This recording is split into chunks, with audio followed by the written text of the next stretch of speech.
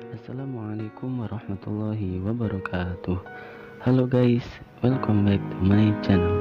Pada kesempatan kali ini, izinkan saya untuk melanjutkan cerita kita di ceritaku part 9. Terima kasih banyak saya ucapkan kepada teman-teman yang sudah mau mensupport channel ini dengan cara like, share, comment, and subscribe. Dan semoga saya doakan semoga teman-teman diberikan kesehatan selalu, dan juga semoga teman-teman diberikan kelancaran rezekinya. Dan apabila ada dari teman-teman yang di sini mau berbagi kisah, mau berbagi cerita dari sepenggal kisah perjalanan hidupnya, silahkan teman-teman bisa untuk mengirimkan cerita maupun kisah tersebut melalui email pribadi saya, yaitu kitapendukung7@gmail.com. Dengan email tersebut, silahkan bagi teman-teman yang bersedia untuk berbagi kisah juga di sini, silahkan bisa untuk mengirimkan ceritanya melalui email pribadi saya itu.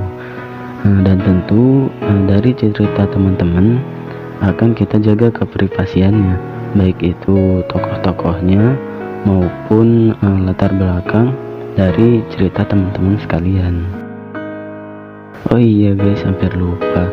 Dan bagi teman-teman yang belum menyaksikan cerita kita dari part 1 sampai dengan part 8, alangkah lebih baiknya untuk menyaksikannya terlebih dahulu, supaya teman-teman bisa sedikit banyaknya mengerti akan kisah ini sedari awal. Untuk link video dari part 1 sampai dengan part 8 ada di deskripsi di video ini.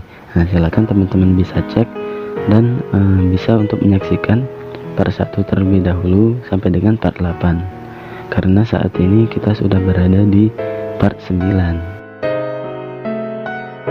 Dan oke lah guys, inilah dia ceritaku di part 9.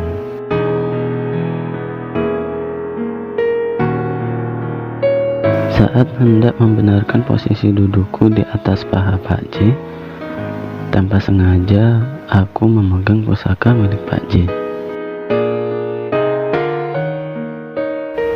Saat aku memegangnya, lantas Pak J menatapku, dan kukira beliau ingin marah, akan tetapi justru Pak J malah tersenyum. Karena Pak J hanya menggunakan sarung saja, saat aku tidak sengaja memegangnya, aku dapat merasakan pusaka milik Pak J yang cukup besar, meskipun saat itu posisinya sedang tertidur. Dengan tanganku yang kecil, aku mencoba untuk memeras benda milik Pak J. Benda itu mulai bergerak, dan sepertinya ia mulai menerima rangsangan. Tapi kali ini Pak J memegang tanganku dan mengalihkan tanganku dari benda miliknya. Mungkin hal itu karena Pak J merasa malu. Lagi pula saat itu kami berdua sedang berada di luar rumah. Mungkin Pak J juga merasa khawatir akan orang lain yang melihat perbuatan itu. Setelah mengalihkan tanganku dari benda miliknya, Pak J mengangkat tubuhku dan membalikkan tubuhku dengan posisi punggungku berada di dadanya. Aku bersandar di dadanya yang bidang. Terasa tonjolan otot-otot itu saat aku bersandar kepadanya. Dengan posisi yang demikian, Pak J mengambil kembali koran yang telah diletakkannya dan mencoba untuk membacanya serta mengajariku.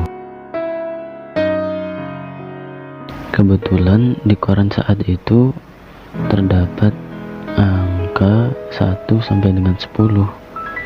Jadi Pak J mencoba untuk mengajariku berhitung dengan angka-angka itu. Dengan semangatnya aku mengikuti apa yang Pak J arahkan. Mengikutinya menyebutkan angka itu dan menunjuk saat Pak J mengucapkan angka. 1, 1, 2, 2, 3. 3. Begitupun seterusnya hingga angka 10. Di tengah kami asiknya belajar, di daerah aku duduk terasa ada suatu benda yang bergerak-gerak. Tidak lain, benda itu adalah pusaka milik Pak J. Sedari tadi benda itu terus bergerak, sepertinya tidak membesar. Mungkin karena Pak J berusaha keras untuk menahannya. Hingga gerakan benda itu semakin lama semakin terasa keras. Dan lantas Pak J menurunkanku dari pangkuannya. Mungkin karena Pak J sudah tidak tahan lagi. Sekarang Bima sudah tambah besar ya, sudah tambah berat. Kata Pak J sebagai alasan dari menurunkanku. Dan aku pun tahu itu hanya alasan Pak J saja. Bima kesini tadi bareng ibu ya. Sekarang ibunya di mana? Situ. Jawabku sambil menunjukkan tanganku ke arah rumah Mas Wandi.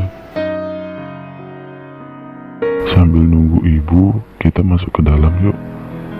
Kita nonton TV. Ada film kartun sore ini. Mau nggak? Yuk. Kami berdua menuju ruangan favorit, di mana disitulah kami biasanya mengobrol dan menonton TV. Tiba di ruang tamu, Pak J segera menghidupkan televisi, sedangkan aku langsung menuju sofa dan berusaha untuk naik sendiri. Bima. Pak J mentertawakan tingkah lucuku saat kesulitan naik ke atas sofa.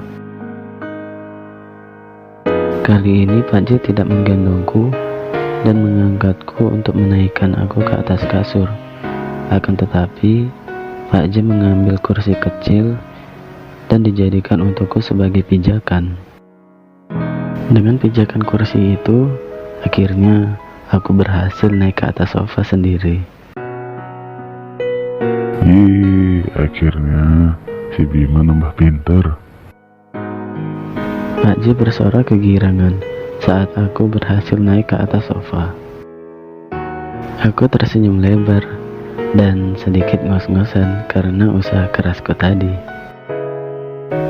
Dan tiba-tiba saja Pak J memberiku hadiah dengan ciuman hangatnya, tepat berada di keningku. Belum apa-apa, Pak J sudah membuatku begini, membuat perasaanku campur aduk, antara bahagia, senang, dan malu, hingga membuat wajahku merah padam. Loh, Bima kenapa? Kok mukanya merah? Tanya Pak J dengan sedikit panik. Bima sakit lagi ya? Mana nih yang sakit Bima? Pak J terlihat tambah panik. Nggak sakit kok. Jawabku untuk menenangkan Pak J. Pak J segera mengecek suhu tubuhku dan berkata, Tapi kenapa mukamu merah begini? Tuh, badanmu juga agak panas. Bima malu, Man. Dengan malu-malu, aku menjawab pertanyaan paman. Bima, kamu kok ada-ada aja ya? Lagi-lagi Pak J tertawa atas tingkah lakuku yang konyol. Setelah tertawa, Pak J dengan gembasnya memelukku erat-erat dan menciumi pipiku. Di tengah pelukan Pak J, tanpa aku sadari, entah mengapa, tangan kananku bergerak dan masuk menyelinap ke dalam sarung Pak J. Kemudian, oke guys, cukup sekian dulu di video kali ini. Apabila kalian suka, silahkan like, komen, share, and subscribe. Jangan lupa untuk dukung terus channel ini. Semoga kedepannya bisa menjadi lebih baik lagi. Atas khilaf dan salah saya, secara pribadi, saya Bima mohon maaf kepada teman-teman sekalian. Dan bye-bye, sampai jumpa di video selanjutnya. Assalamualaikum warahmatullahi wabarakatuh.